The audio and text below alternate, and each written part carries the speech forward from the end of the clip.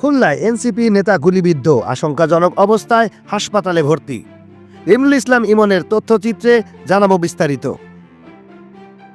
খুলনায় আজ সোমবার 22 ডিসেম্বর বেলা 11:45 দিকে খুলনা নগরীর মসজিদ সরণি এলাকায় আল আকসা মসজিদ রোডে নিজ ভাড়া বাসায় দুর্বৃত্তের গুলিতে এনসিপির খুলনা বিভাগীয় কমিটির আহ্বায়ক মোতালেব শিকদার গুরুতর আহত হয়েছেন। গুরুতর আহত অবস্থায় তাকে উদ্ধার করে খুলনা মেডিকেল কলেজ হাসপাতালে ভর্তি করা হয়েছে।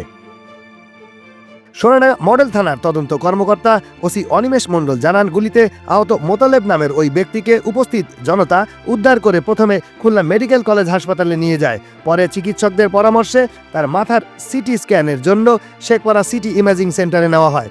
ঘটনার পরপরই পুলিশ ঘটনাস্থলে তদন্ত শুরু করেছে। হামলার কারণ ও জড়িতদের শনাক্তে কাজ চলছে। পুলিশ ঘটনাস্থলে গিয়ে মেঝেতে রক্তের আলামত দেখতে পায়। পাশাপাশি মোতালেবের ভাড়াকৃত বাসা থেকে 5টি বিদেশি মদের খালি বোতল, একটি পিস্তলের গুলির খোসা ও মাদক সেবনের সরঞ্জামাদি উদ্ধার করে। স্থানীয়দের ধারণা, আহত এনসিপি নেতা হয়তোবা মাদক ব্যবসার সাথে জড়িত, টাকা পয়সা বা মাদকের ভাগাভাগি নিয়ে এ ঘটনা ঘটতে পারে।